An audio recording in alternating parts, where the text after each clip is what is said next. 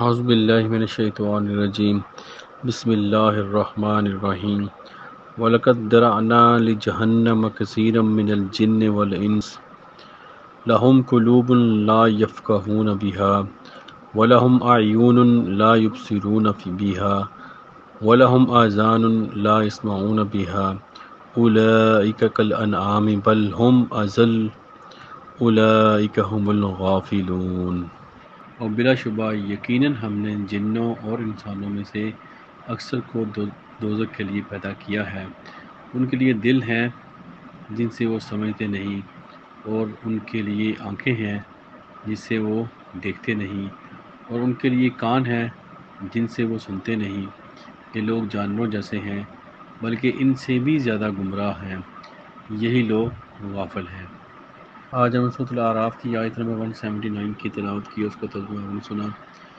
اس سے پہلے 178 تک پہنچے تھے ہم، جہاں پہ ہم نے پڑھا تھا کہ جسے اللہ تعالیٰ ہدایت دے سو وہی ہدایت پانے والا ہے، اور جسے وہ گمراہ کر دے سو وہ لوگ خسارہ پانے والوں میں سے ہیں۔ تو یہاں سے جو ایک کنفیوژن تھی، اس کو ہم نے وہ کل ڈسکس کیا تھا کہ اللہ تعالیٰ کا جو گمراہ کرنا، اللہ تعالیٰ کا جو ہدایت دینا، وہ جو انسان کی اپنی کوشش اور اس کے اپنی جو اس کا ارادہ ہوتا ہے اس کے اوپر ہوتا ہے۔ اگر کوئی انسان، کسی انسان کے اندر کوئی خیر نہ باقی ہو، کوئی باقی یعنی کسی قسم کوئی خیر کا پہلو باقی نہ رہے، تو پھر وہ اللہ تعالیٰ کی طرف سے اس کو گمراہ کر دیا جاتا ہے۔ یعنی اللہ تعالیٰ کا جو قانون ہے، جو اللہ تعالیٰ کا جو نظام ہے اس دنیا کے اندر، اس کے ذریعے، اس کی روح سے اس کو گمراہ کرا دیا جاتا ہے، اور وہ ہدایت کی طرف لوٹتا نہیں ہے۔ وہی نہیں لوٹتا جس کے اندر کسی قسم کی کوئی خیر باقی نہ ہو۔ تو وہی جو مضمون جو پیچھے چلا آ رہا ہے پچھلی آیت میں، یہاں بھی اسی کو ڈسکس کیا گیا ہے ڈیٹیل کے ساتھ۔ اس آیت کو لے کے بھی بہت زیادہ کنفیوژن ہے کہ جیسا کہ پہلا جو اس کا پہلا پارٹ ہے، اور بلا شبہ یقیناً ہم نے جنوں اور انسانوں میں سے اکثر کو دوزخ کے لیے پیدا کیا ہے۔ تو اگر ہم یہ اس طرح پارٹ پڑھیں تو اس سے ہمیں لگتا ہے کہ جیسے انسانوں کے پاس کوئی اختیارات نہیں ہے، اور ان کے پاس کوئی چوائس نہیں ہے۔ تو اور کیونکہ زیادہ تر جو انسان ہے یا جنات ہیں، انہوں نے جہنم میں جانا ہی جانا ہے۔ تو یہاں پہ کچھ لوگ اس طرف بھی ہیں کہ جیسے انسان مجبور پیدا کیا گیا ہے اور اس کی کوئی چوائس نہیں ہے، چاہے جو مرضی ہو جائے، اس نے جو جہنم کے لیے پیدا کیے گئے ہیں انہوں نے جہنم میں جا کے ہی رہنا ہے۔ یہاں پہ یہ بات نہیں ہے کہ پچھلی آیت کو آپ جوڑیں تو اور جیسے ہم نے پیچھے پڑھا کہ جو اللہ تعالیٰ کا جو گمراہ کرنا اگر ایسے ہی ہو کہ انسان کے پاس چوائس نہ ہو، تو پھر یہ جو بھی نظام نبیوں کا سلسلہ اور اللہ تعالیٰ کی کتابوں کا جو سلسلہ ہے، اس کا پھر کوئی معنی نظر نہیں آتا۔ تو اللہ تعالیٰ کا جو سب کچھ کتابوں کا بھیجنا، نبیوں کا بھیجنا، اور ہر زمانے کے اندر ہر وقت کوئی نہ کوئی جو خیر کے جو کام کچھ لوگ کرتے رہتے ہیں، اگر یہ نہ ہو، اگر یہ سب کچھ ہے تو اس کی کوئی نہ کوئی وجہ ہے کہ اگر یہ سب کچھ فکس ہے، سب کچھ کسی انسان کے پاس چوائس نہیں ہے، تو پھر یہ چیزوں کا مقصد باقی نہیں رہتا۔ تو اللہ تعالیٰ نے یہ سارا جو نظام بنایا ہے، تو اس میں جو اس کا مقصد یہ ہے کہ انسان کو چوائس دی گئی ہے اور اس نے چوز کرنا ہے سیدھا راستہ یا گمراہی کا راستہ۔ تو چوائس انسان کے پاس ہے۔ تو یہاں بھی اسی طرف جو اس کا جو پہلا حصہ ہے اس آیت کا، اس کو سن کے بہت سے لوگ یہ غلط عقیدہ رکھ لیتے ہیں کہ کیونکہ اکثر لوگوں نے انسانوں اور جنوں نے جانا ہی جہنم میں ہے، تو ہم کیا کر سکتے ہیں، ہمارے پاس کوئی چوائس نہیں، ہم مجبور ہیں کہ ہم جہنم میں جائیں یا جنت میں جائیں۔ ایسی بات نہیں ہے۔ اگر ہم اس آیت کو ہم اس کا دوسرا حصہ پڑھیں گے تو آپ کو سارا جو مضمون ہے وہ کلیئر ہو جاتا ہے کہ وہ کون سے لوگ ہیں جو جہنم میں جائیں گے، اور کون سے لوگوں کو جہنم کے لیے پیدا کیا گیا ہے، وہ کیسے اعمال رکھتے ہوں گے۔ یہ آگے جو اس کا دوسرا حصہ ہے آیت کا، وہ اگر آپ پڑھیں گے تو اس کو سمجھیں گے تو آپ کو پوری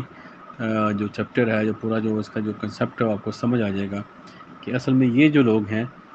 وہ جہنم کے لیے پیدا کیے گئے ہیں، جن کے جو اللہ تعالیٰ کا جو نظام ہے وہ ایسا ہے کہ جو یہ ایسے اعمال کریں گے یا جو ایسے لوگ ہوں گے وہ جہنم میں ہی جائیں گے، اور جو اس کے اپوزٹ لوگ ہوں گے وہ جنت میں جائیں گے۔ تو یہ چوائس انسان کی ہے۔ اور اگر اس کا ہم دوسرا پارٹ پڑھتے ہیں اور ان کے لیے ان کی دل ہیں جن سے وہ سمجھتے نہیں، یعنی ان کے جو دل ہیں وہ کہیں اور لگے ہوئے ہیں، وہ اللہ تعالیٰ کی آیات کو سن کے بھی ان کے دل کے اوپر کوئی اثر نہیں ہوتا، جو ان کے دل اتنے سخت ہو جاتے ہیں کہ وہ اللہ تعالیٰ کی آیات کو سن کے ان کی آنکھیں، دل کی آنکھیں نہیں کھلتی۔ تو یہ ایک طرح کے لوگ ہیں، یعنی کہ آپ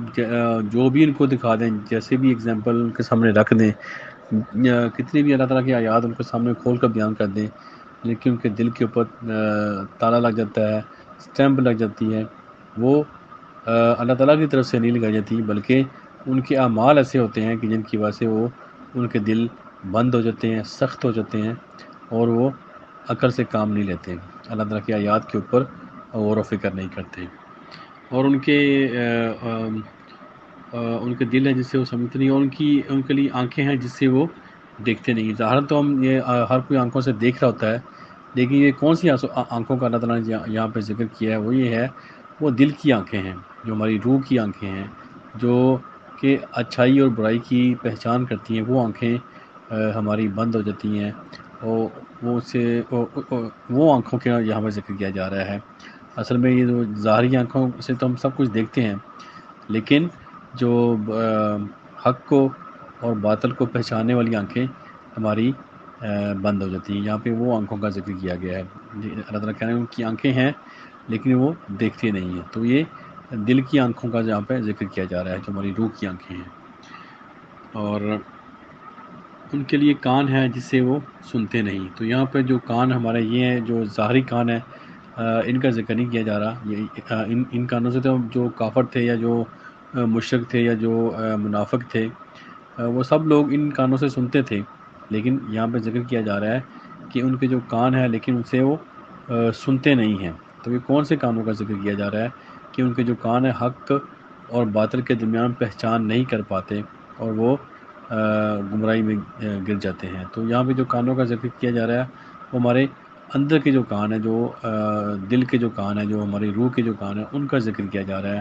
جو ہمارا جو اندر جو اصل جو انسان ہے اس کا ذکر کیا جا رہا ہے، جو کہ جیسا کہ ہم نے پچھلی آیات میں پڑھا، جو کہ جیسا کہ ہماری روح اللہ تعالیٰ سے اقرار کر کے آئی ہے اللہ تعالیٰ کو اپنا رب ماننے کا۔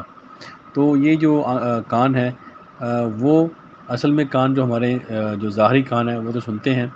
لیکن جو ہمارے دل کے کان ہیں، جو ہماری روح کے کان ہیں، وہ بند ہو جاتے ہیں، وہ حق اور باطل کے درمیان فرق نہیں کر پاتے۔ یہاں پہ ان کا ذکر کیا جا رہا ہے، ان انسانوں کا۔ اور یہ لوگ جانور جیسے ہیں بلکہ ان سے بھی زیادہ گمراہ۔ یہاں پہ اللہ تعالیٰ نے جو ایز اے جو انسان کا جو حیوانی لیول ہے وہاں پہ ذکر کیا ہے کہ جو انسان ایسے جو انسان ہیں وہ جانوروں کی طرح ہیں، بلکہ جانوروں سے بھی بدتر، یعنی کہ جانور جو ہیں وہ بھی اپنی جو فطرت ہے اس کے مطابق ہی عمل کرتے ہیں۔ اگر کوئی شیر ہے جو اس کی فطرت ہے گوشت کھانا، تو وہ گھاس کو نہیں کھائے گا۔ اس طرح جو بکری ہے اس کی فطرت ہے گھاس کو کھانا، تو وہ گوشت نہیں کھائے گی، یعنی وہ بھی اپنی فطرت کے خلاف نہیں چلتے، اپنی جو جس کے لیے اللہ تعالیٰ نے کو پیدا کیا ہے اس کے اپوزٹ نہیں چلتے۔ لیکن جو انسان ہے وہ حیوانوں سے بھی بدتر ہے، اس سینس میں کہ وہ نہ اپنے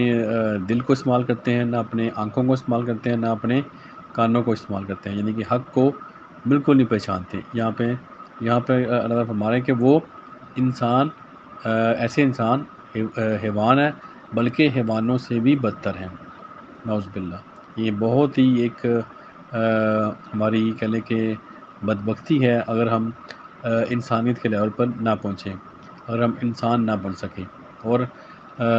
جو کیٹیگری اللہ نے بیان کی ہے کہ وہ جانور جیسے ہیں بلکہ جانور سے بھی بدتر ہیں، اور یہی لوگ غافل ہیں۔ تو یہی لوگ جو ہیں غافل ہیں، تو غافل جو ہوتے ہیں وہ پھر جہنم کے لیے پیدا کیے گئے ہیں، وہ جہنم میں جاتے ہیں، نہ کہ جو ایسے اعمال رکھتے ہیں وہ حقدار ٹھہراتے ہیں جہنم کے، نہ کہ اللہ تعالیٰ کی طرف سے ان کو فورس کیا گیا ہے، اللہ تعالیٰ کی طرف سے مجبور کیا گیا ہے۔ ہمارے پاس چوائس ہے، ہر انسان کے پاس چوائس ہے، وہ جو راستہ چاہے اختیار کر لے۔ اللہ تعالیٰ کی طرف سے کسی بھی انسان کے اوپر کوئی بوجھ اور کوئی زبردستی نہیں ہے، جو بھی حق کی طرف جائے گا